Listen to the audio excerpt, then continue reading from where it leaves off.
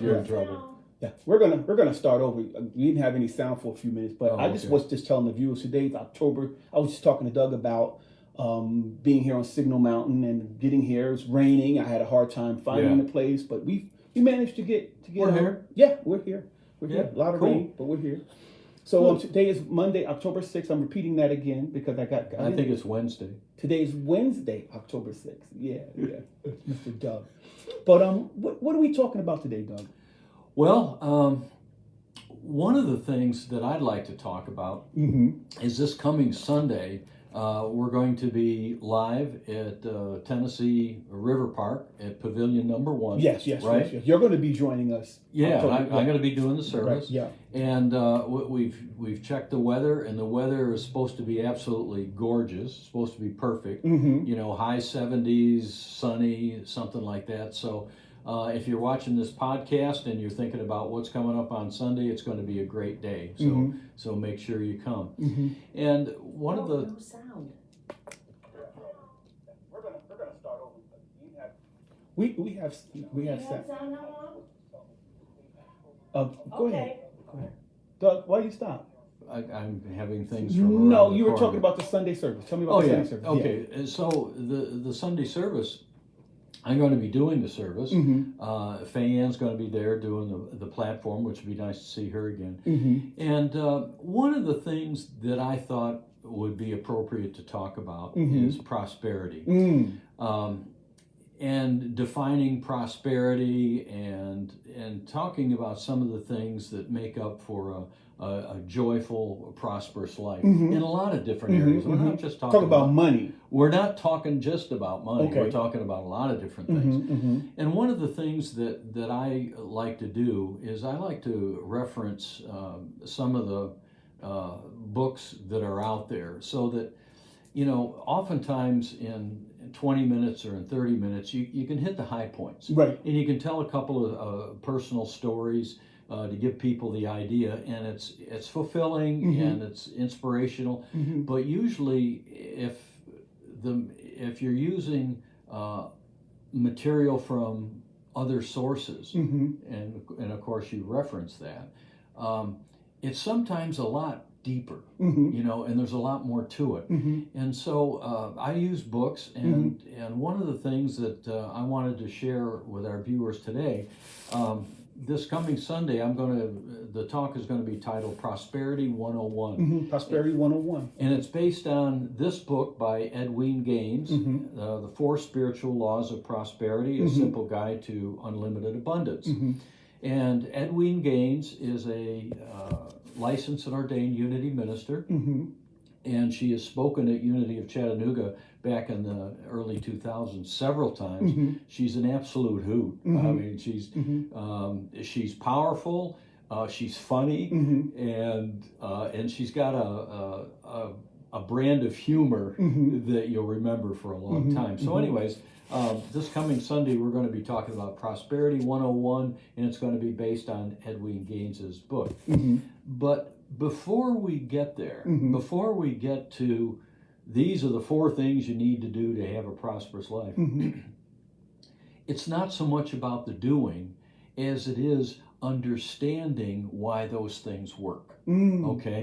And in order to understand that, you need to understand basically how the mind works, how thoughts work, that sort of thing, which takes us right back to one of Unity's founding principles, which is called the law of mind action. And we've heard it before. Thoughts held in mind produce after their kind. Exactly. What you think about, you bring about. Right. And I've seen some commercials on TV lately where a guy will step up and he said, if you believe it, you'll do it, or something of that nature. So what I want to do today, this afternoon, is get into that aspect of it a little bit more, so that once we get to what Edwin talks about, you know, here's 4 steps to, you know, for a better life, you'll have an understanding of how that works, and you know, what are the dynamics underneath it. And so when we talk about the law of mind action, and we talk about how our thoughts create our experience and that sort of thing. Mm-hmm. One of the simple analogies, illustrations that I've found kind of effective. Do you remember what an old-time slide projector looked like? Yeah, You know, I do remember. You put the carousel of slides in there, and and you press a button and it just turned. Right, I remember that. It would turn, and you could watch, your vacation right. and all. And instead of flipping, of course, these days everything is digital. Right. So you look at it on your tablet or on your computer or something. But back in the day, you either had a whole pile of photographs. Yeah, and you just put it right in front of the light. Or you could use these slides. Mm-hmm. So a slide projector works this way. There's a light source, there is a focus, and then you put the slide in it, right. and the picture shows up exactly. on the wall. Mm-hmm. Okay, so imagine it this way: that light source is God's source in you. Okay, it gives you everything that you need in terms of having a life and being alive. So that God source that shines through you has to have a slide. And that slide is your thoughts and your feelings. And so as you think about things, as you feel about things, those are the things, because of God's energies flowing through that's what's going to show up in your life. Does that make any sense? It makes a lot of sense. It Okay. makes a lot of sense, yeah. So let's take a look at that slide for a minute. That slide is actually composed of two things. Number one is your thoughts, okay? And as every engineer knows, there's a variety of ways of doing any project. And as any metaphysician knows, given a circumstance that shows up in your life, it's how you respond to it, all right? And so typically, some circumstance occurs, and you say, well, most people just have a knee-jerk reaction, about how they're going to respond. But if you think about it a little bit, you could say, well, I could respond this way, or I could respond this way, or I could respond this way, etc. And usually what happens for a person on a spiritual path, they'll look at a variety of ways that they could respond, and there is an emotion associated with it. Okay? So if you are at a point where you can realize your emotions, you can say, okay, this is where I am at. Yeah, right. this is the emotion that is showing up. Therefore, this is the thought behind it. All right? And what was it? Several weeks ago, we talked about Hawkins' work. We talked about the scale of consciousness. And we talked about if you respond this way, these sorts of things are going to happen, because this is the emotional tone. Now, one other thing that's very, very important, there's a EKG and an EEG. Okay, one of them measures brain waves and the power of the brain waves. The other one measures the heart energy. Okay, and I think the heart energy is the EKG. And if you take a look at those on a scale, the heart energy, the emotional energy, is the one that is many more times powerful. Yes. Okay. Of course. So if you look at that, you've got a choice up here in terms of which way we're going to go, and then there's all this energy. Okay, all this heart energy, spiritual energy, God energy that goes along with that thought. So it's critically important to be aware of what that energy is and what it's going to create, and know that you have the power of choice. Yes. Okay, you can choose it.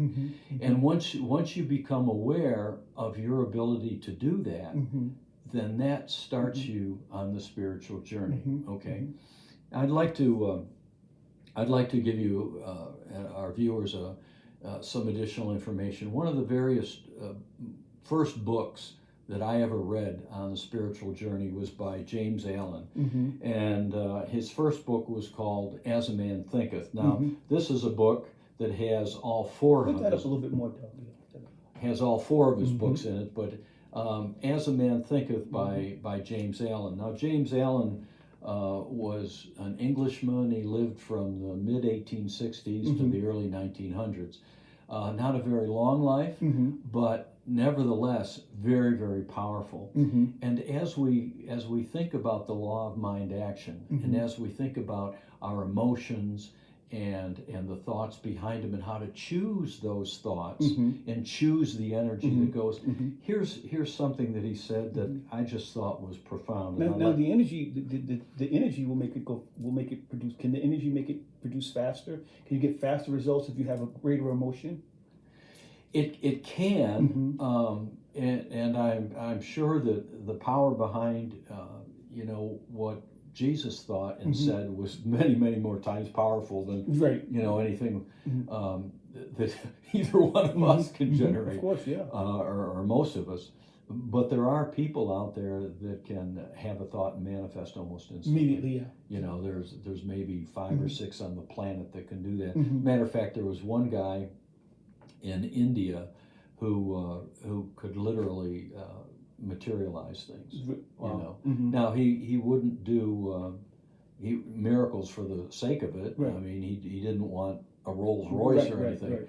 But somebody would come up and tell him a story, and he would work with their healing and that sort of things. And occasionally he would just manifest a rose, give it to him. And that's one story.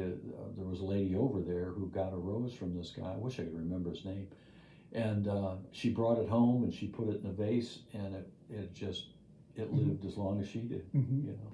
So anyways, so I was just thinking that the greater the thought, the more you think whatever you're thinking, and the more intense the feeling is. I would think that it's been my experience that the quicker it will come about. It will come about. That's just been my experience. Yes, and okay. It depends on what you're trying to manifest. If you want to manifest a new car, pretty quick. That can come quick. Okay. If you want to manifest a new relationship, maybe take a week. I mean, you mentioned before that some things take a lot of shifting around in the background. Sometimes they do. Yeah, you can't just manifest, something like a brand new, you want to move to a remote island in one day. I mean, that's going to take a lot of shifting around, a lot of things got to happen. That's right. That makes sense, yeah. Now, the other thing too, let me read. Let me read this. This is a quick poem by James Allen. Here's what he says: "Mind is the master power that molds and makes, and man is mind, and evermore it takes the tools of thought, and shaping what he wills, brings forth a thousand joys, 1,000 ills. He thinks in secret, and it comes to pass. Environment is but his looking glass." Powerful. Incredible. Yes. Yeah. Yes. I mean, it just. Yes. And for anybody who is kind of on the starter path for this, I would highly recommend James Allen. It's absolutely jam-packed with wisdom, and I'll read something else in just a minute. One of the things about the law of mind action and creating the type of life that we want. If you let's say that you're in your late teens, you're graduating from high school, and you want to go to college and you want to get a degree in, I don't know, medicine, engineering, political science, whatever it is, okay. There is a path to do that. Somebody is not going to knock on the door and say, "Hey, congratulations, you manifested this, here's your..."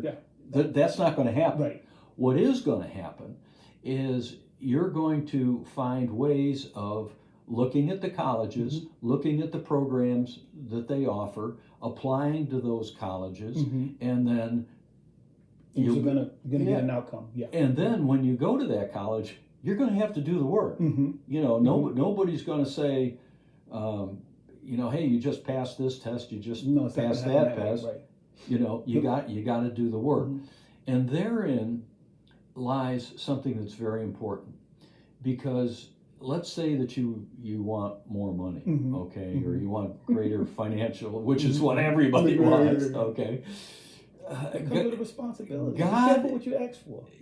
Well, God is not going to whisper the winning lottery ticket numbers in your ear, okay. What's going to happen is you're going to have a thought or somebody's going to show up in your life and give you an idea, and that guidance comes in the form of ideas. Right. All right. Right. And then it's up to you to go with those ideas. That's And exactly because right. It will definitely present itself. The universe will Exactly. definitely open up to what it is you're asking for, but you have to be able to recognize it. And it's not more than likely it's not going to look like a dollar bill, like you're saying. It's going to look like an opportunity. Exactly. So you have to be spiritually centered to even see what is being presented to you, Right. because you're going to get what you ask for. Yeah. But it's going to show up, like you said, in a Yeah. it's not going to show up exactly. Sometimes it doesn't show up exactly as what you're asking for. It shows up, like you said, as an opportunity or in a situation, And which you have to unravel in order to see. And sometimes one thing will lead to another, which will lead to another, and then pretty soon, you know. Yeah. And one thing, you know, I want to emphasize is the amount of personal work you have to put in to make those dreams come true. Yes, yes. Now I'll give you an example. When I first got out of college, I went into a woodworking company, and I had my degree. Nobody else did. Right. All right, I had my degree, and walked in and started working on a saw and making parts and things like that. And I start crabbing a little bit, not to anybody else, but to me. And You start what? Crabbing, you said? yeah, bitching and Okay. complaining. I didn't know you said grabbing or crabbing. No. Yeah. And so basically, as I looked around, you know, I was kind of a critical sort, and I could see things that were wrong, and I got thinking, well, you know, if I was going to be the foreman, Right, I'd take care of this, right? Well, 3 weeks later, I was the foreman, right?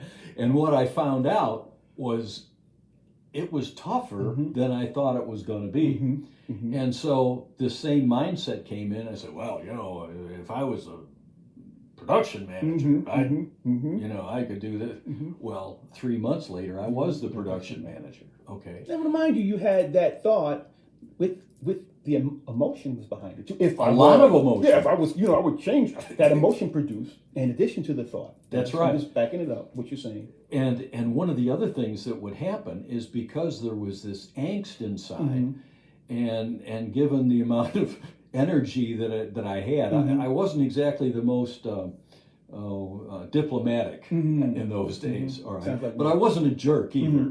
Okay, so when something would come up, I would offer an opinion. I'd say, well, why don't we do it this way? Why don't we do it that way? You know, that sort of thing. Well, pretty soon I was the production manager, and what I found out is that it was a lot harder than I thought it was going to be. Yeah. So the point is, as you're creating in your mind the type of life that you want to create, realize that you're going to have to do the work. The thoughts will come to you. You will have to choose those thoughts and be very, very cognizant of the energy behind it. Okay? If it's a revengeful, negative, I'm going to fire that son.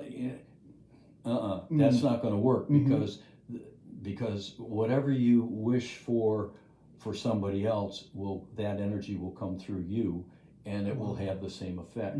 Okay, sooner or later. So you got to be careful of that. That's what karma means. That's the whole idea behind karma. I'd like you to get into that one day. Also. Karma? Yeah, that. Sure. Yeah. I don't want you to forget what you're saying, but that's really interesting. Well, you know, and that brings up, I got some other things here to talk about, but one of the things that I've asked for repeatedly, especially in these podcasts, is if you have a question or something you want to ask, now's the time to do it. You know, just send us an email, send us a you know, something on the they can definitely send us an email. They can actually send an email to I just put that email up. It's I'm gonna put it up there. It's contact@unitychattanooga.org. And if you're watching right now and you're live, you can actually just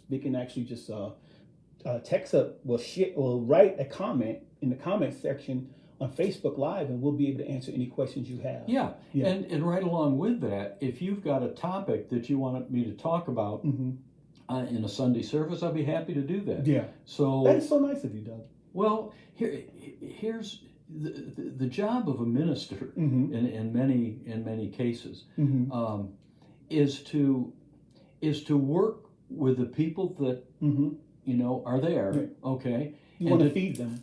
try to answer their questions so that they have the tools and they have the support that they need, that they're looking for. Right. Yeah. And it's not to go and give them your stuff. It's to give them what they're looking for. Yeah. You don't want my stuff. Wow. That's amazing. Yeah, that's so nice. I mean, that's a good way of looking at it. It's nice. Right. Yeah. Right. That's great. Yeah, and so especially in unity. What is it that my congregation is in need of? What is it that I'm hearing from over and over again when I'm walking around and I'm talking to members of my church? What do I hear? This is probably what I need to talk about. Exactly. It's a wonderful way to look at planning a service.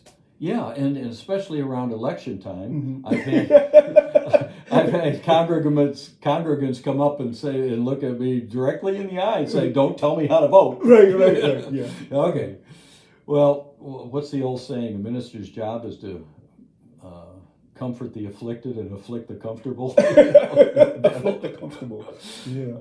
But anyways, if you have a topic you'd like me to talk about, what I'm going to do is I'll do some research behind it and take a look at some of the people who've put a lot of work into concepts and stories and things, and then I'll be happy to present that material and tell them where I got it from in case they want to do some more research. research. Further with it. Yeah.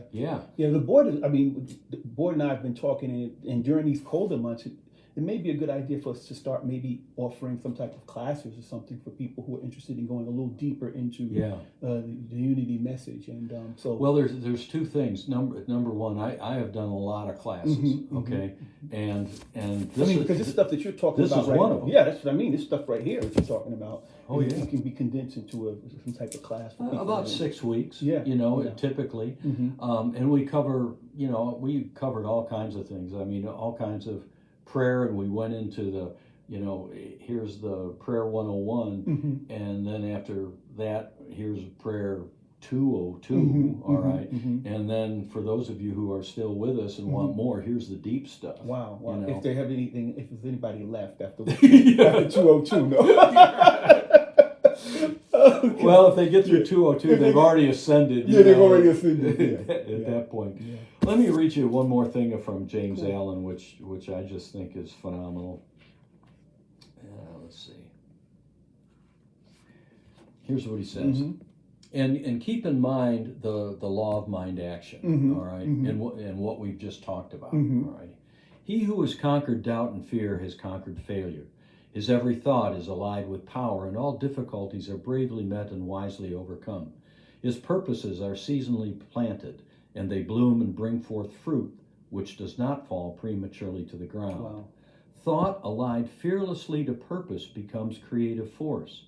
He who knows this is ready to become something higher and stronger than a mere bundle of wavering thoughts and fluctuating sensations.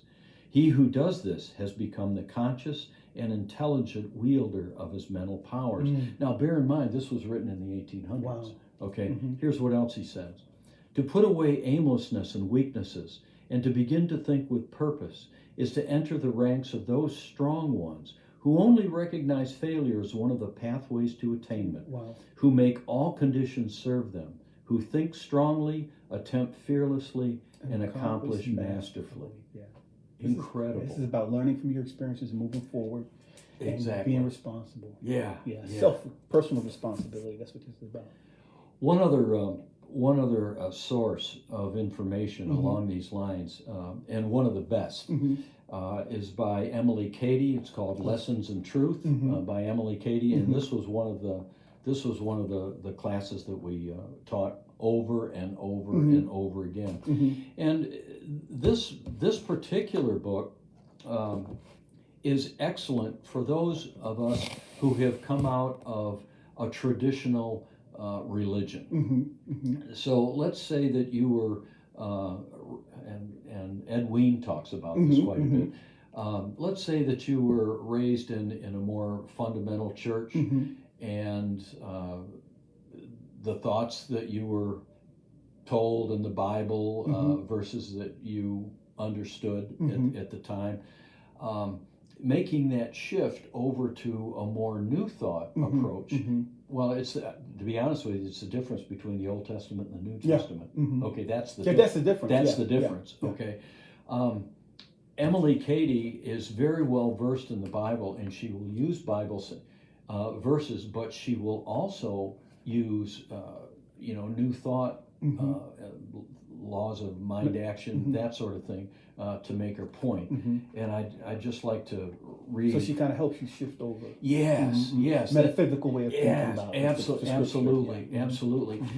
Because lots of times what happens is when you look at your old church, you don't want to go into a right and wrong thing. You don't want to go into blame. What you want to do is you want to say, okay, what did I learn about that experience, and now where does it go from there? Right. Okay. Yeah. Because even in unity, there is a lot more. Yeah. Okay.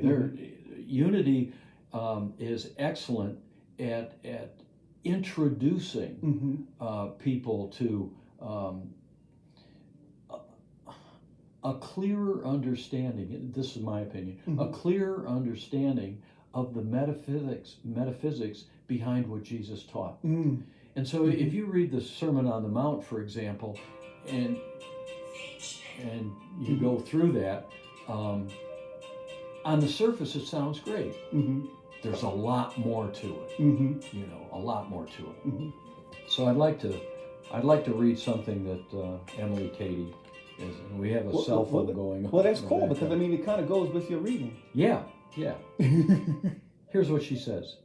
Everyone knows how strong thoughts of fear or grief have turned their hair white in a few hours. I can relate to that.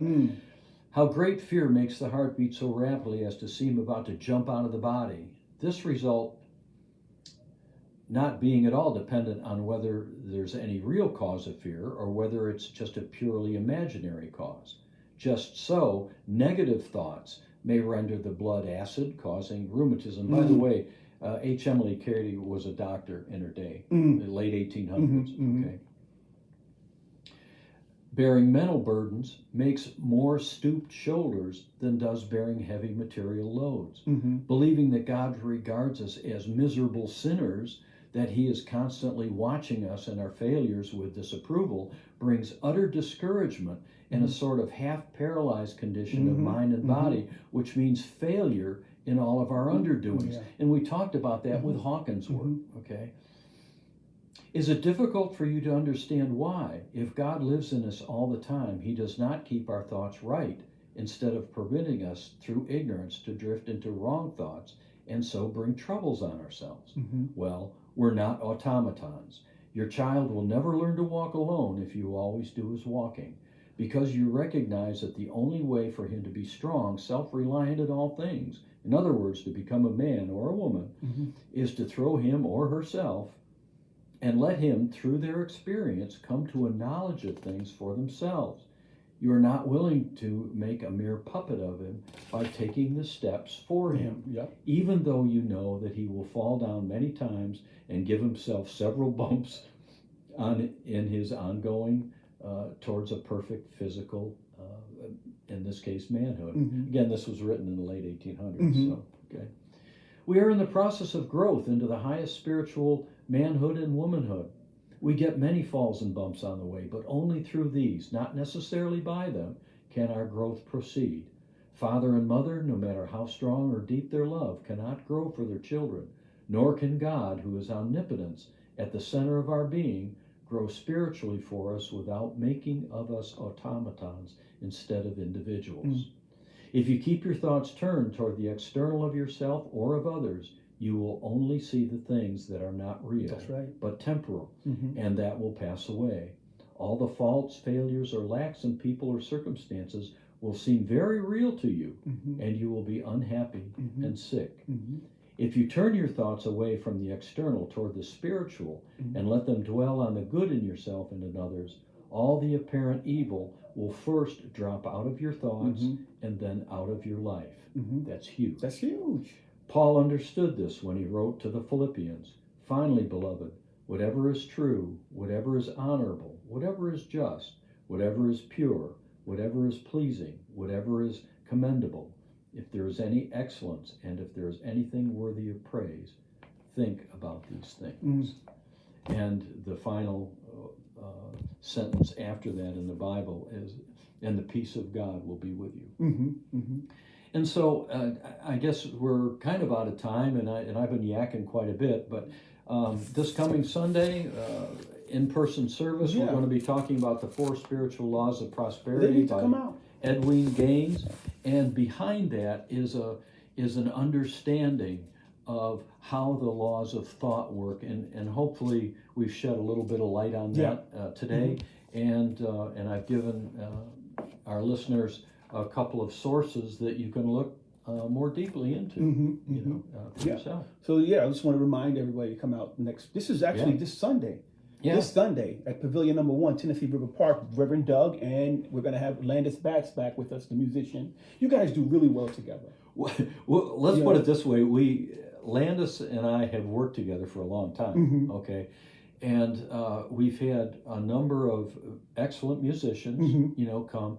And one of the things that I have always felt about Landis is that he has got a excellent feel for a church service. He knows with his music. He knows when to drum it up. He knows how to. He knows how to bring that it spirit out. in there. Yeah. Listen, I'm gonna put up the. I'm right up on your screen right now. We have a listing of the in-person services that we're gonna have. October 10th, this Sunday, we're having one. We just mentioned that one with Reverend Doug and Landis Batts. October 31st, we're gonna be at the Red Bank Community Center at 11 a.m. That's Sunday, October 31st. November 28th, we're going to be back at the Red Bank Community Center. And we're going to have a potluck Thanksgiving leftover. So bring your Thanksgiving leftovers on that day, November 28th.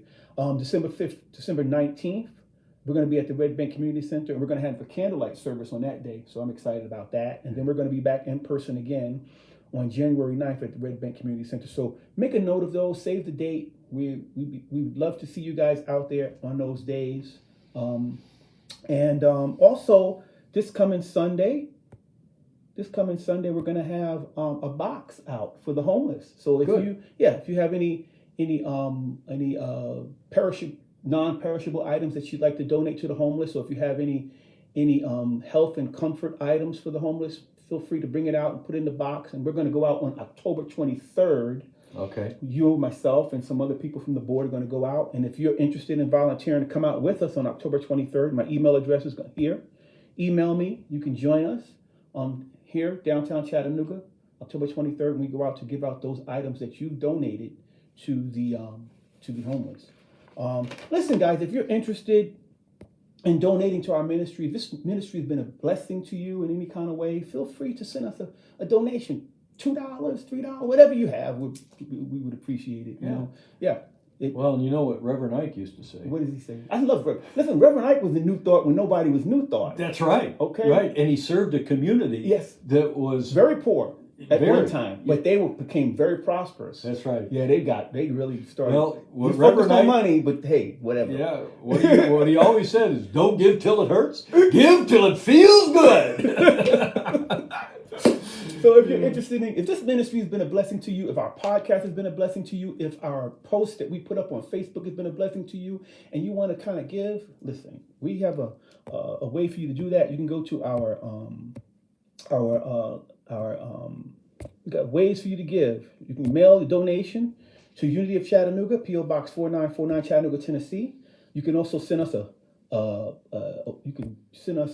payment on Venmo. You can look for us at Unity Chattanooga on Venmo. And again, it's anything that you have that you'd like to give, we appreciate. And also you can send us on Cash App, something on Cash App. Also, you can go to our website and you can send a contribution to our website, just Unity Chattanooga /donate.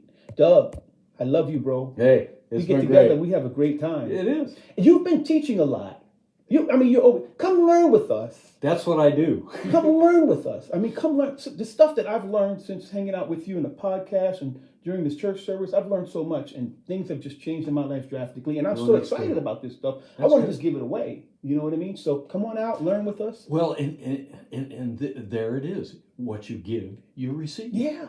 I'm trying to give it away. I'm trying to give it away, people. Come get it. November 10th. No, not November. October 10th, this Sunday. Come out and join us. If you're in Tennessee, come to Pavilion Number 1, Tennessee River Park. Join us. Meet Doug Werth. Meet myself and our congregation. We'd love to talk with you, chat with you, and you can hear our sermon. Excellent. Thank you so much. God bless you all. Okay. Have a good day.